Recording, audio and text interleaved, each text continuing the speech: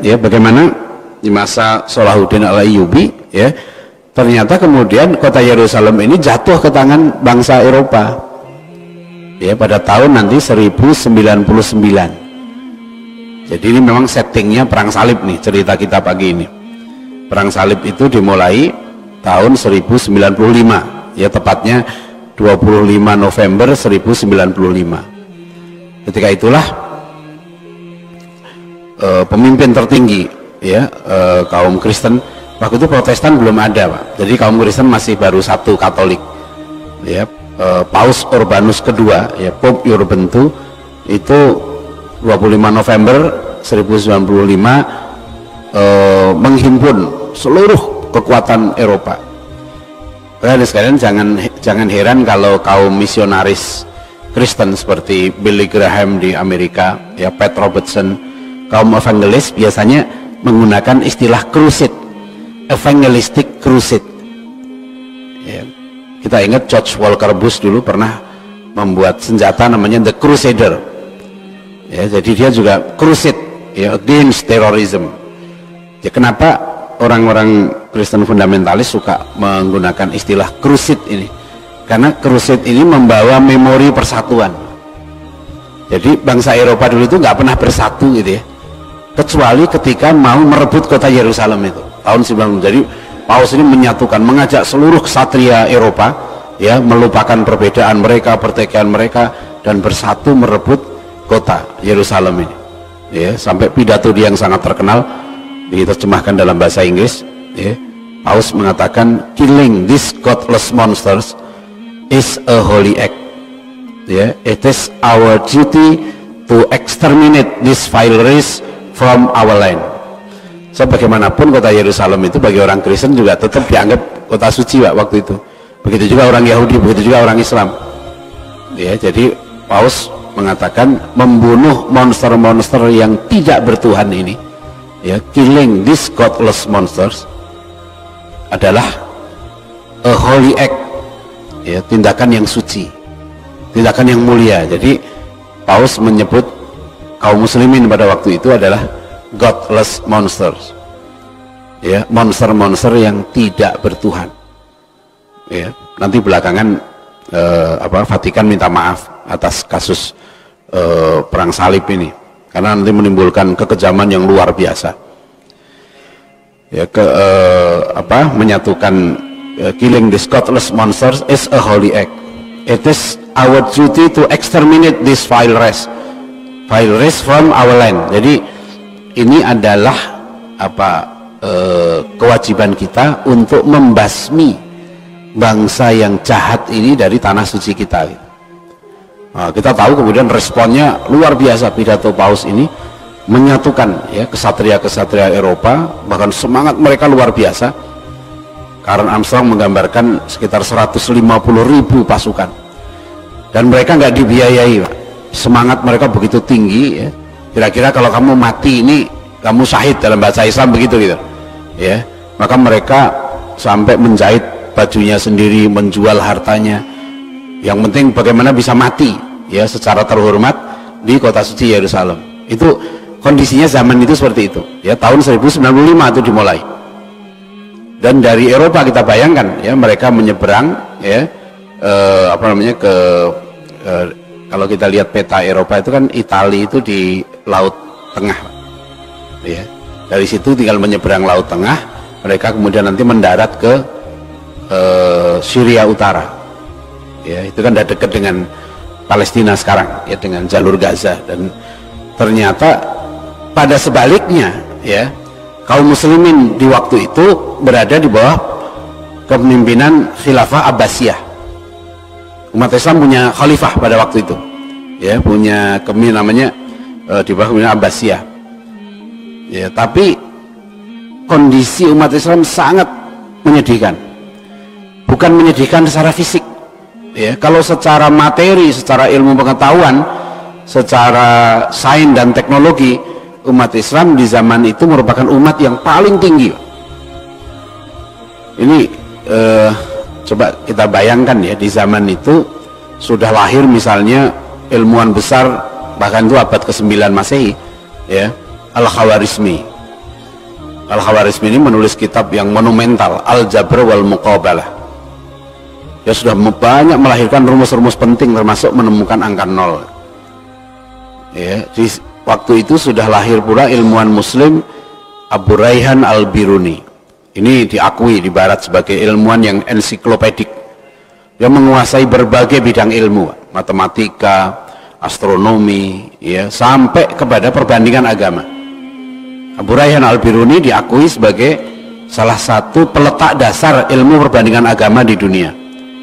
Jadi sekalian bayangkan, pada Abu Raihan Al-Biruni itu abad ke-10, ya. Beliau sudah pergi ke India, ya, belajar bahasa Sanskerta dan menulis kitab tentang agama Hindu. Ya, judulnya Kitabul Hind. Ya, jadi kita bisa bayangkan di abad ke-10, ya, orang Islam itu sudah pergi ke tempat yang jauh, belajar agama setempat dan menulis buku tentang agama Hindu. Padahal beliau juga ahli usuluddin, ya, beliau juga ahli dalam berbagai bidang yang lain. Ya, nanti orang Eropa baru kenal ilmu perbandingan agama abad 19.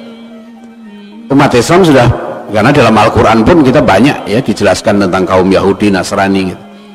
Jadi umat Islam ringkasnya pada zaman itu merupakan umat yang paling tinggi, umat yang paling kaya, ya, umat yang paling maju sains dan teknologinya. Nah, tetapi ternyata gitu ya, ketinggian umat Islam, ada yang menyebut dunia Eropa, bangsa Eropa waktu itu dengan umat Islam tertinggal, ya, sekitar 500 tahun. Ya, sebagai contoh, Al-Biruni itu sudah menemukan rumus untuk menghitung diameter bumi di zaman itu abad ke-10. Ya, Eropa, ya, gereja zaman itu yang berkuasa, abad ke-16 masih menjebloskan Galileo Galilei ke penjara bawah tanah karena menganggap bahwa matahari itu pusat tata surya. Teori heliosentris itu ditentang keras oleh pemimpin agama pada waktu itu karena dianggap bertentangan dengan kepercayaan mereka. Ya, kepercayaan mereka bumilah geosentris, bukan heliosentris. Ya, jadi jauh sekali, jadi sekitar 600 tahun, ya, ketinggalan sains dan teknologinya. Itu tahun 1095, jadi Sayyidina Ali waktu perang salib itu belum lahir. Tahun 1099 kota Yerusalem jatuh ke tangan pasukan salib. Nah, di sini yang penting adalah pasukan salib waktu itu melakukan kekejaman yang luar biasa, membantai sekitar 70.000 kaum muslimin. Bahkan ada catatan sejarah kalau kita baca, ya, orang-orang Yahudi, ya, mereka digiring ke tempat ibadah mereka di sinagog dan kemudian mereka dibakar hidup-hidup. Karena bagi orang Kristen pun waktu itu Yahudi juga harus dimusnahkan. Ya, jadi ini kekejaman yang luar biasa pada tahun 1099 Masehi. Yang jadi masalah adalah kok bisa gitu, ya, umat Islam yang lebih maju sains teknologinya, lebih kaya, lebih makmur, ya, dibantai menjadi bulan-bulanan dari kaum yang datang dari Eropa ini, ya, bangsa yang barbarian.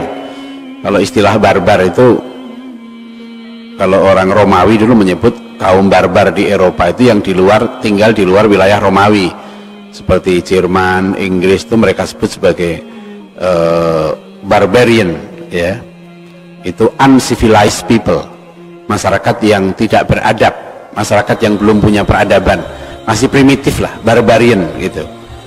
Nah, kaum barbarian dari Eropa inilah yang menyerbu gitu, ya, menyerbu umat Islam waktu itu, dan nasibnya menyedihkan, ya. Nah, di sini kalau kita perhatikan, ya, saya pernah menyebut ada satu buku yang sangat penting.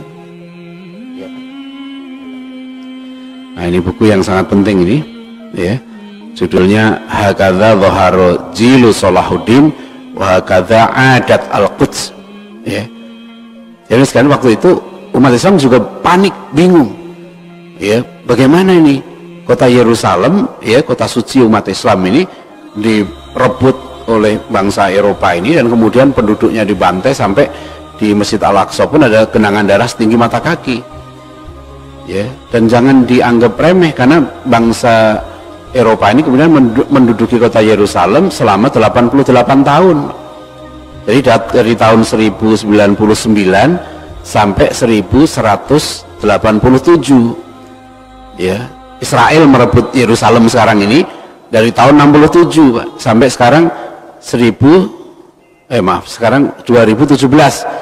Jadi tepat 50 tahun tahun ini, ya. Sekarang 2018, ya, sudah lebih, ya. 2017 kemarin 50 tahun, ya. Jadi ketika itu umat Islam ada pemimpin politiknya, ya, kekhalifahannya, tapi lemah.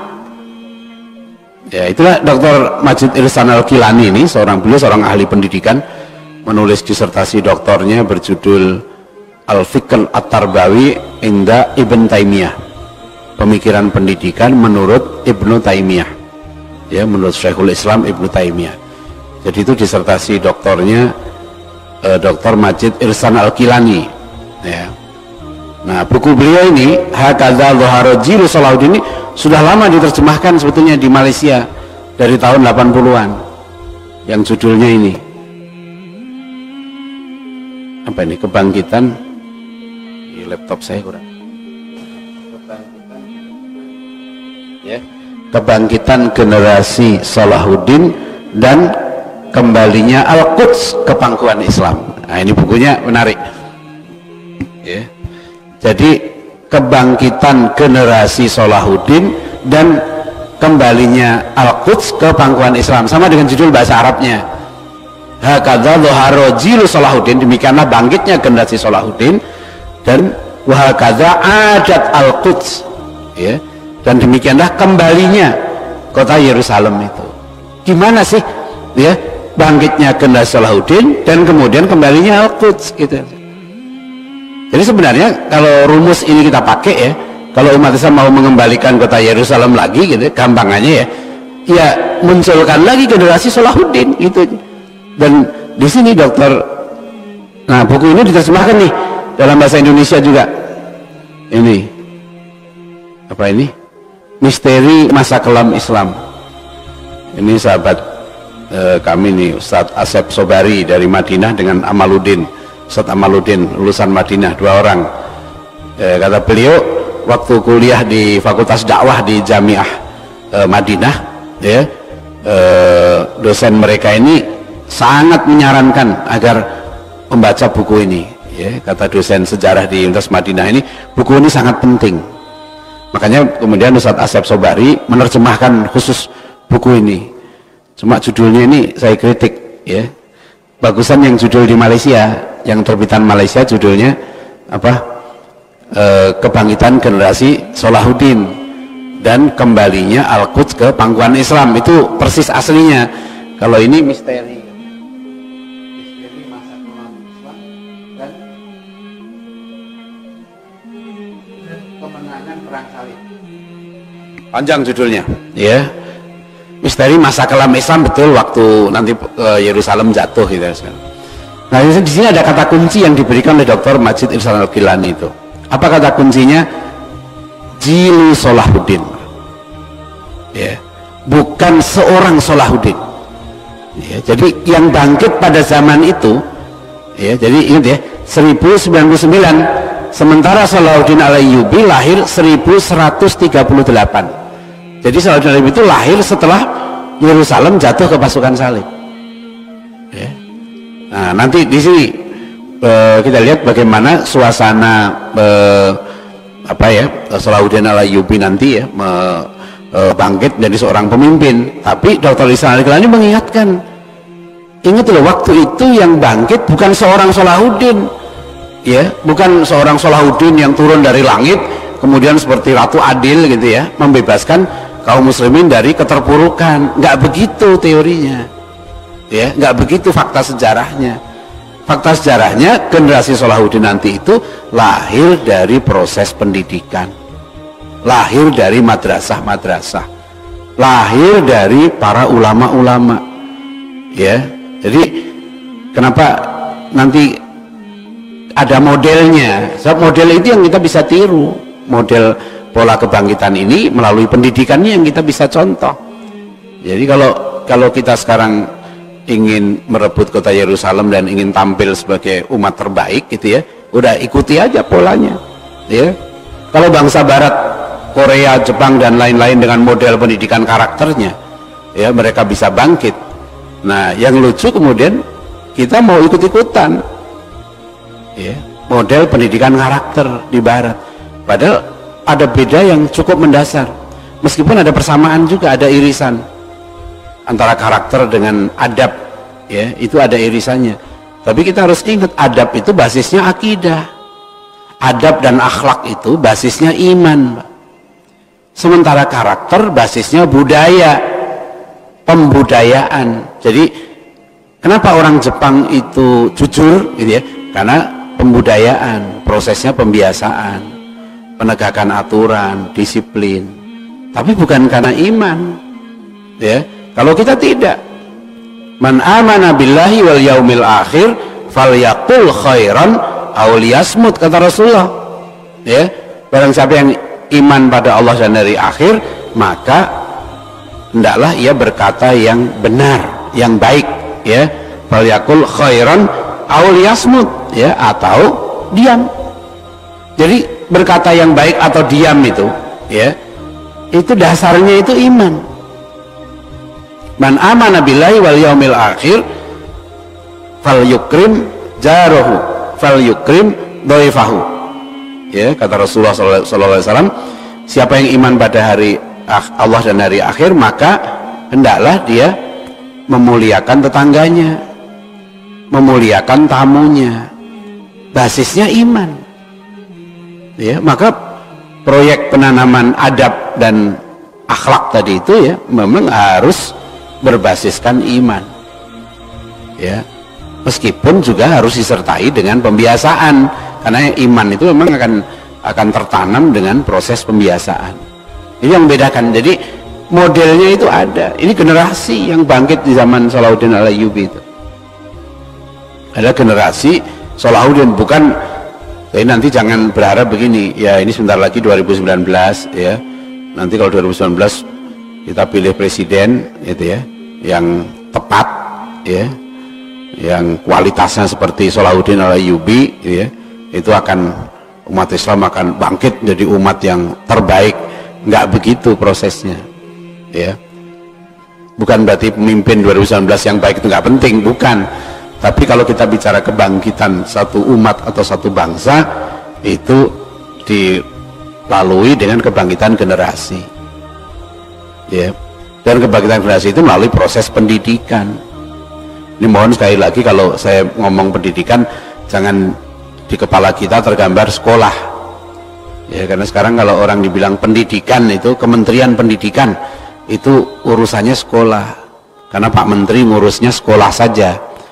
Pak Menteri nggak ngurus pendidikan secara umum. Kalau ada anak tawuran di luar pagar sekolah dan di luar jam sekolah, ya, gurunya bilang, oh itu bukan tanggung jawab kami, ya, karena dia di luar jam sekolah, gitu, ya. Enggak, kalau kita maksud pendidikan ini semua proses untuk menjadikan manusia menjadi semakin baik, itu proses pendidikan. Jadi generasi ini lahir dari proses pendidikan. Kalau kita bilang pendidikan itu bukan sekedar sekolahan, ya, sekolah itu bisa menjadi tempat pendidikan, bisa juga menjadi tempat penghancuran, ya. Jadi kalau di sekolah itu dia diajarkan ilmu yang salah, diajarkan perilaku yang salah, maka produk dari sekolah itu bukan tambah dekat dengan Allah, ya, dia makin jauh dari Allah, akhlaknya menjadi semakin tidak mulia, dan bahkan kemudian dia bisa menjadi orang yang merusak masyarakat karena salah, ya. Dia tidak tahu nanti bagaimana meletakkan sesuatu pada tempatnya yang betul, bersikap adil dan beradab itu. Jadi itu, ini buku yang utama.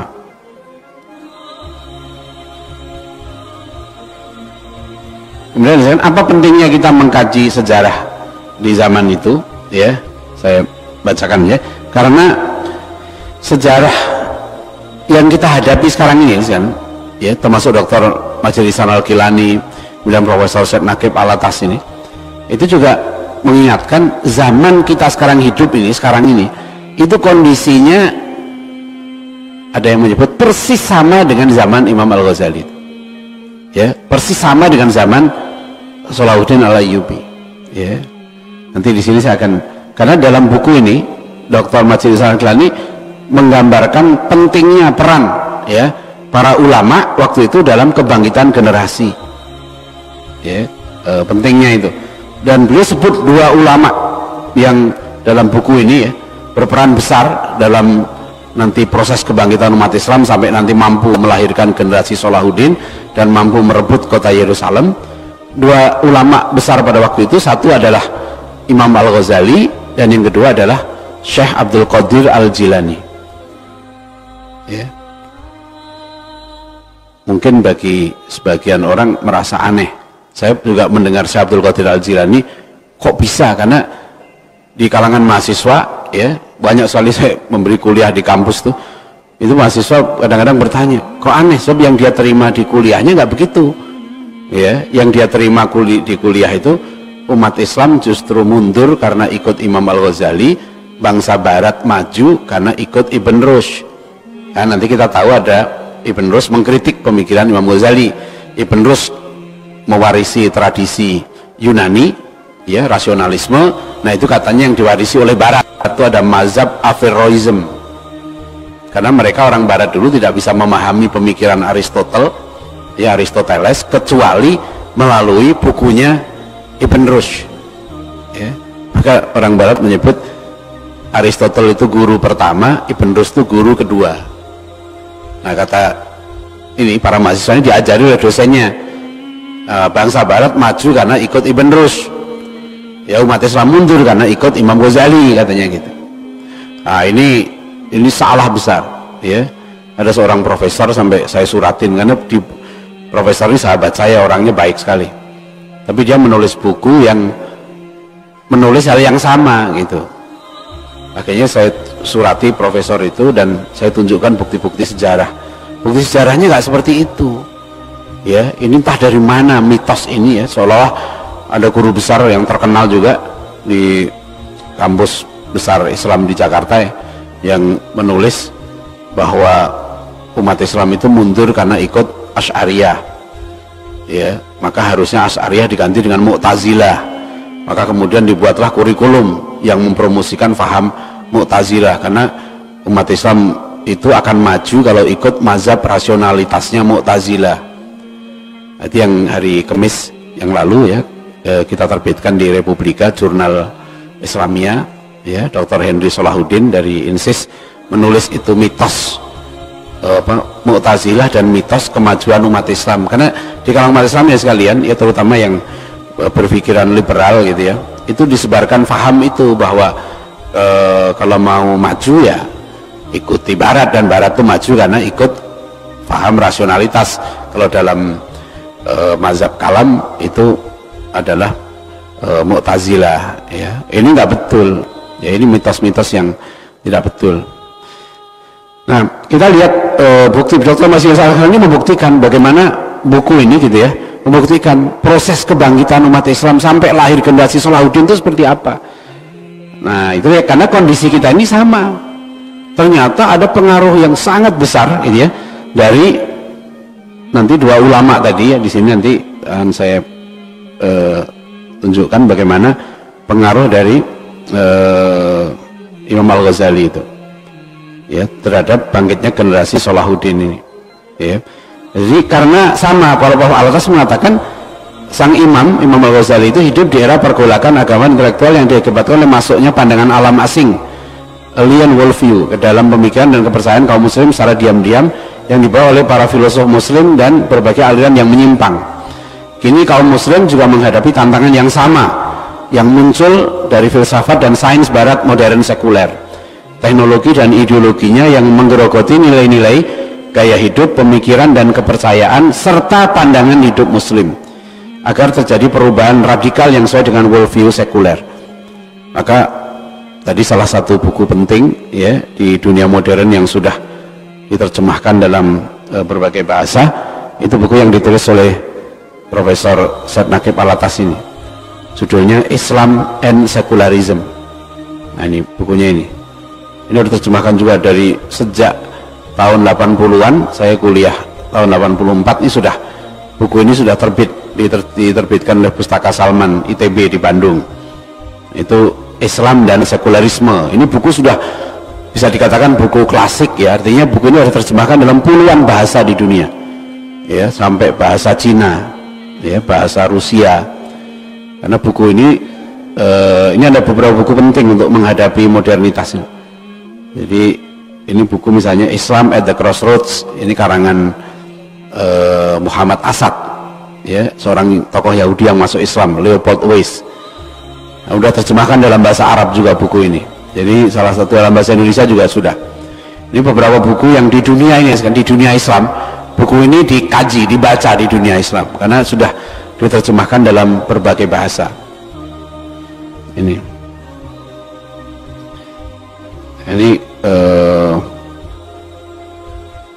Muhammad Iqbal, seorang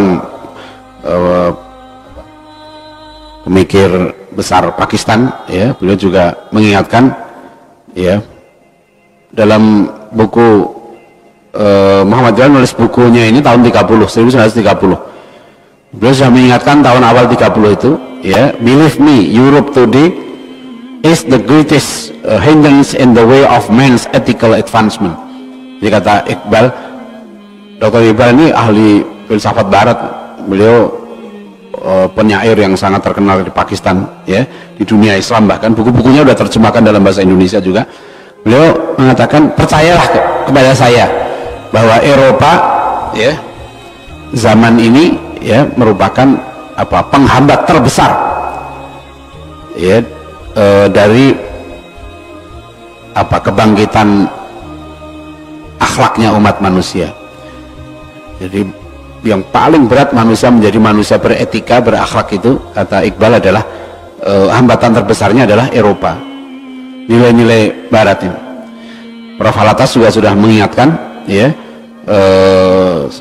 saya sudah menyebutkan bahwa tantangan terberat yang dihadapi oleh umat Islam, ya, bahkan umat manusia yang kita hadapi sekarang ini adalah the challenge of knowledge, tantangan ilmu pengetahuan, ya, bukan karena bodoh tapi karena kacau ilmu-ilmu yang disebarkan oleh Western civilization, peradaban barat modern ini, ya. Jadi kenapa nanti diingatkan tantangan terberat, bahkan dalam bidang akidah, seorang ulama besar India, Syekh Abdul Hasan Ali An-Nadwi, ya, juga mengingatkan belum pernah umat Islam menghadapi tantangan ujian iman yang seberat seperti sekarang ini, ya. Jadi kemurtadan yang merata di mana-mana, di sekolah, di rumah, kata beliau. Apalagi beliau nulis buku ini tahun 70-an, ya, belum ada internet, ya, belum seperti sekarang ini.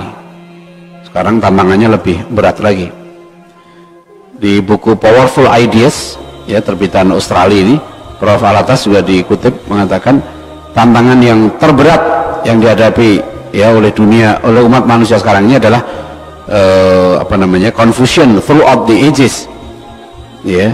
Apa yang paling serius sekarang ini adalah more serious and destructive to man than to this challenge posed by Western civilization. Jadi peradaban barat modern inilah yang paling merusak. Nggak pernah ada dalam sejarah manusia, sekalian, kata Prof. Al-Atas, ya, pemikiran peradaban yang lebih merusak umat manusia, merusak alam, ya, selain yang ditimbulkan oleh peradaban barat modern, ya. Kalau dulu, ya, sekalian, ya, orang-orang primitif, ya, kita bisa melihat, ya, orang-orang dulu itu tidak merasa sebagai Tuhan. Tapi kalau peradaban barat modern ini, kata Prof. Al-Atas, man is deified, God is humanized. Manusia diangkat jadi Tuhan dan Tuhan dijadikan manusia. Jadi kalau manusia modern sekarang ini merasa dia berhak mengatur alam, dia berhak mengatur dirinya, ya, dia berhak mengeksploitasi apapun juga. Ini yang menjadi problem.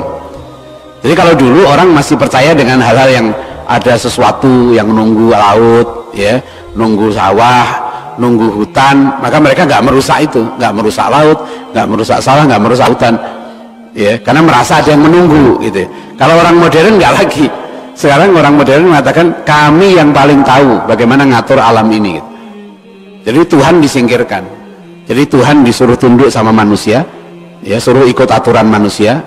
Sampai beragama pun sekarang, ya, lihat orang modern sekarang, beragama pun beragama yang baik itu harus begini, itu kita disuruh ngikutin, ya. Sampai meyakini agamanya sendiri yang benar aja itu sekarang dibilang jahat. Ada profesor Amerika namanya Profesor Charles Kimball menulis buku When Religion Becomes Evil, ketika agama menjadi jahat. Jadi agama jahat itu ciri pertamanya kalau agama itu punya absolute truth claim, klaim kebenaran mutlak hanya pada agamanya, itu jahat dia. Ya, orang disebut dengan evil religion. Ya, jadi sekarang ini makanya jangan heran kalau sekarang ini fahamnya disebarkan pluralisme, ya. Jadi sebetulnya kalau kita lihat, ya, perilaku seperti ini perilaku siapa sih? Perilaku iblis, ya. Nah, ini Muhammad Asad mengingatkan dalam buku tadi Islam at the Crossroads, ya, bahaya terbesar yang dihadapi kaum muslimin saat ini adalah the imitation, ya, menjiplak individually also and socially of the Western mode of life. Nah, jadi menjiplak model hidup, pola hidup bangsa Barat. Itu kata Muhammad Asad. Beliau ini cendekiawan Yahudi di Eropa yang mengingatkan ini bahaya terbesar, ya. Nah, sekarang kita bisa melihat, Pak, sistem pendidikan kita, ya, informasi-informasi yang kita terima, teori-teori kehidupan, ya, itu masih. Nah, terakhir yang saya ingin sampaikan ini contoh sekalian bagaimana, silahkan dibaca di majalah Hidayatullah di internet, bisa diklik, ya, itu ada artikel yang sangat bagus di hidayatullah.com, tulisan yang berjudul ini, peran para murid Al-Ghazali dalam jihad Salahuddin. Ini judulnya. Saya lihat artikel ini referensinya sangat kaya, ya, bagaimana Al-Ghazali ternyata, ya, yang nanti menjadi rujukan, ya. Salahuddin Al-Ayyubi itu punya paman namanya Nuruddin Zangki. Nah, beliaulah yang nanti pahlawan perang salib, nanti dilanjutkan perjuangannya oleh Salahuddin Al-Ayyubi itu. Nah, bagaimana peran dari murid-murid Imam Al-Ghazali ini, ya, dalam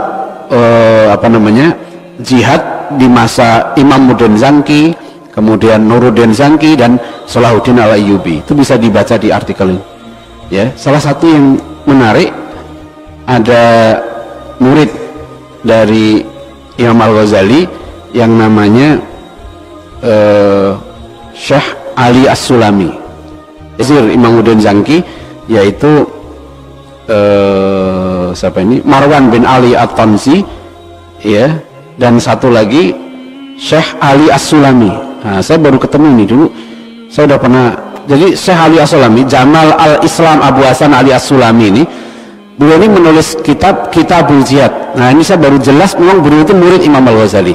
Saya menduga selama ini memang beliau ini muridnya Imam Ghazali, ya, karena beliau lah yang menulis kitab strategi bagaimana memenangkan perang salib. Kitabnya judulnya Kitabul Jihad. Sayang saya sampai sekarang belum dapat kitab aslinya, saya malah dapat terjemahan bahasa Inggrisnya di internet. Karena Syekh Ali As-Sulami ini dia yang merancang strategi, Pak. Jadi ketika sekalian bayangkan, ya, setelah penjajahan perang salib berlangsung gitu, ya, kaum salib, pasukan salib menguasai kota Yerusalem, kehidupan masyarakat itu sebetulnya biasa, Pak, nggak perang terus gitu, nggak, ya. Nah, tapi umat Islam waktu itu, ya, seperti kita dijajah Belanda gitu, selalu ada ulama-ulama gitu, ya, yang selalu menggelorakan semangat jihad. Karena di zaman itu umat Islam susah diajak jihad karena sudah kena penyakit hubud dunia, ya, sudah penyakit hubud dunia. Jadi penguasanya, ulamanya, perpecahan mazhab, ya, antara Asy'ari, Hambali, itu perpecahannya keras sekali. di zaman itu. Kemudian mereka sudah meninggalkan amar ma'ruf nahi mungkar. Nah, sehingga para ulama ini, terutama Syekh Ali As-Sulami nanti, beliau menulis kitab namanya Kitabul Ziyad dan menyusun strategi. Ada 3 tahapan untuk merebut kota Yerusalem itu. Jadi ada ulama dulu nulis kitab, ya. Seperti misalnya yang membangkitkan gerakan jihad di Nusantara ini adalah Syekh Abdus Somad Al-Falimbani. Syekh Abdus Somad Al-Falimbani ini juga apa namanya, bisa dikatakan pengikutnya Imam Al-Ghazali, ya, karena abad ke-17 beliau di sini sudah menulis satu kitab jihad yang kata Senuk Orgronya, ya, Senuk Orgronya tokoh Belanda yang pura-pura masuk Islam ini. Senuk Orgronya itu mengatakan kitabnya Syekh Abdus Somad Al-Falimbani ini merupakan rujukan seluruh perang sabil di Nusantara, mulai dari Aceh sampai nanti Pangeran Diponegoro. Itu rujukannya nanti adalah kitab-kitab para ulama kita ini. Jadi kalau kita baca, silahkan dibaca artikel ini, ya, bisa diklik saja murid-murid Al-Ghazali dan Salahuddin Al-Ayyubi, akan keluar artikelnya di Google, bisa diklik, ya. Nah, ini Syekh Ali As-Sulami ini. Ternyata Imam Al-Ghazali sudah pernah ngomong, ya, dikutip, telah sampai kepada kabar bahwasanya Al-Ghazali berkata, aku meninggalkan di Syam seorang pemuda, jika dia berumur panjang maka ia bakal menjadi perkara hebat pada dirinya. Syekh Ali As-Sulami ini sudah sudah dibaca oleh Imam Ghazali, ini akan menjadi orang hebat. Dan ternyata betul, akhirnya beliaulah yang nanti merancang, ya, strategi perebutan kembali kota Yerusalem itu. Ini gerakan islah yang sampai Syekh Ali As-Sulami ini punya murid namanya Al-Hafidh Ibnu Asakir. Ini kalau bagi penulis sejarah sangat terkenal. Beliau yang menulis Tarikh Ad-Dimas, entah berapa puluh jilid ini, Tarikh Ad-Dimas, ya, Tarikh Damaskus. Ini ahli hadis, ya, Al-Hafidh Ibnu Asakir, ini seorang ahli hadis. Nah, ini beliau ini cucu muridnya Imam Al-Ghazali. Nah, inilah yang nanti sampai oleh Nuruddin Zangki, ya, itu dibuatkan madrasah, ya, madrasah hadis. Luar biasa, ya, penguasa dulu itu, ya. Jadi mereka dulu, Pak, kalau bukan hanya ngurusin perang, ya, karena diingatkan dalam surat At-Taubah kan, falawla nafara min kulli firqatin minkum ta'ifatun liyatafaqahu fid din. Dalam perang saja Allah mengingatkan, ya, jangan semuanya pergi berperang, harus ada yang liyatafaqahu fid din, ya, itu. Nah, dulu nanti Nuruddin Zangki, ya, Salahuddin Al-Ayyubi, kecintaan mereka pada ulama luar biasa. Dan inilah yang kita lihat dalam sejarah, ya, bagaimana, ya. Nah, ini dia membangun madrasah hadis untuk Ibnu Asakir, yakni Darul Hadis An-Nuriyah, yang merupakan darul hadis yang pertama dibangun di dunia Islam. Jadi di masa perang salib saja, ya, penguasa Islam pada waktu itu masih membangun madrasah. Begitu pentingnya ilmu, ya, mendalami ilmu. Nah, nanti di masa Salahuddin Al-Ayyubi, ya, ini juga ada murid-murid ini Al-Hafidh Ibnu Asakir, di samping berperan menjadi penasihat Nuruddin Zangki, setelah itu ia pun menjadi penasihat Salahuddin Al-Ayyubi, di mana Salahuddin selalu mengundang ulama ini untuk hadir di setiap pertemuannya dengan para pejabatnya untuk memberikan nasihat, ya, dan seterusnya.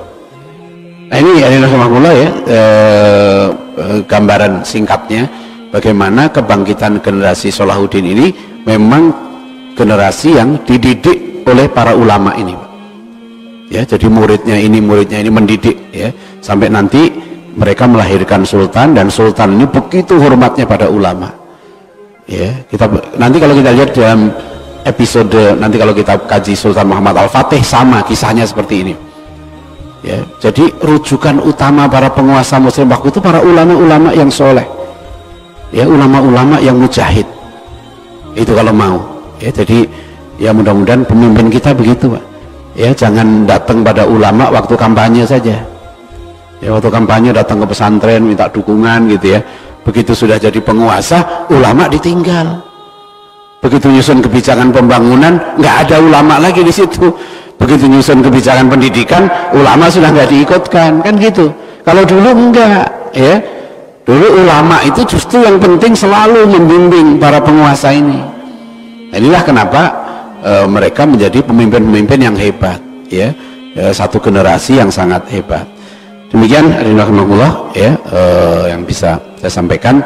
Mudah-mudahan sekilas gambaran tentang kebangkitan generasi Salahuddin ini bisa kita lihat, ya. Nanti kalau ada waktu lagi kita lanjutkan bagaimana kisah sampai Salahuddin Al-Ayyubi itu bisa merebut kota Yerusalem.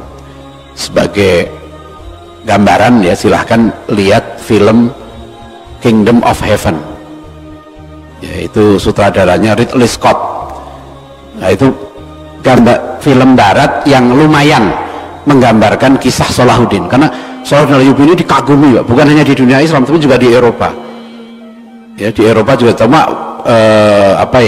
beliau ini, bayangkan aja bagaimana Salahuddin Al-Ayyubi ini, ya, melepaskan pasukan salib gitu, ya, tidak dibantai mereka di Yerusalem, tapi mereka diberi jalan pulang kembali ke Eropa, dan mereka dipersilahkan untuk datang ke Yerusalem kapan saja, tapi bukan sebagai tentara, sebagai peziarah. Dan beliau ingat kisah beliau yang luar biasa tahun 1193 beliau wafat, ya. Sebelum itu kan beliau yang waktu perang dengan Richard Lionheart, Raja Inggris, ya, itu Raja Inggris yang luar biasa, Richard Lionheart itu. Pada saat Richard Lionheart sakit itu kan, Salahuddin Al-Ayyubi yang ngirim dokter. Ya, kenapa waktu itu Salahuddin ngirim dokter? Karena waktu itu kedokteran Islam jauh lebih maju daripada Eropa gitu. Jadi Raja Inggris itu percaya pada Salahuddin karena mereka tahu tingkat teknologi, sains teknologinya orang Islam jauh lebih maju daripada sains teknologinya bangsa Eropa. Jadi kayak kita sekarang gitu, ya, orang kita sakit kita kirim ke Singapura gitu kan, kita kirim ke, dulu waktu itu orang Eropa melihatnya itu Islam itu tinggi, dan Salahuddin, ya, dengan besar hati, kalau orang ini musuh loh, sedang perang, ya kan, sedang perang, pemimpinnya sakit diobati. Coba ada yang begitu, Pak, ya, ketinggian akhlaknya Salahuddin Al-Ayyubi itu seperti itu, ya. Bahkan beliau dalam satu, ya, sebelum nanti membebaskan Yerusalem, pasukan Kristen itu diberi kesempatan untuk konsolidasi, ya. Saya baru pulang dari Ambon, ya, itu Masya Allah, saya ke Pulau Buru itu, ya, baru saya dapat cerita tentang konflik Ambon tahun 99 itu lebih detail lagi. Masya Allah, ternyata umat Islam waktu itu, saya pantas, ada anggota Laskar Jihad yang cerita ke saya bagaimana ada seorang anggota Laskar Jihad itu meninggal karena melindungi seorang perempuan. Di waktu itu kan dendam, Pak. Saya ketemu dengan seorang ustadz, ya, di Pulau Buru yang keluarganya habis dibantai. Yang lebih menyakitkan, bilang apa? Paman beliau ini dibunuh oleh seorang anak yang non muslim, yang anak itu dari kecil diasuh, ya, ditombak ini pahanya sampai meninggal pamannya itu. Jadi waktu itu betul-betul, jadi orang Islam dia bilang, ada, saya pernah lihat katanya di Selokan ketika orang non muslim dibantai orang Islam, ada perempuan yang masih hidup, ya, warna waktu itu suasana marah, dibantai juga perempuan itu, kan nggak boleh, Pak, dalam Islam begini. Perempuan anak-anak itu nggak boleh, ya. Jadi waktu ada sebuah diskusi di Jakarta waktu tahun 2001, saya ingat, ya, juru bicara Laskar Jihad mengatakan, kami itu ke Ambon mendidik orang sana supaya berperangnya Islami, sampai anggota kami ada satu yang meninggal, ya. Meninggalnya kenapa? Dibunuh oleh orang Islam sendiri karena melindungi seorang perempuan non muslim, karena tidak boleh dalam perang. Nah, Salahuddin Al-Ayyubi nanti itu melanjutkan, ya, bagaimana akhlak, ya, berperang kaum muslimin dari zaman Rasulullah SAW. Makanya beliau dikagumi di Eropa, ya. Nah, ini salah satu contoh filmnya itu Kingdom of Heaven.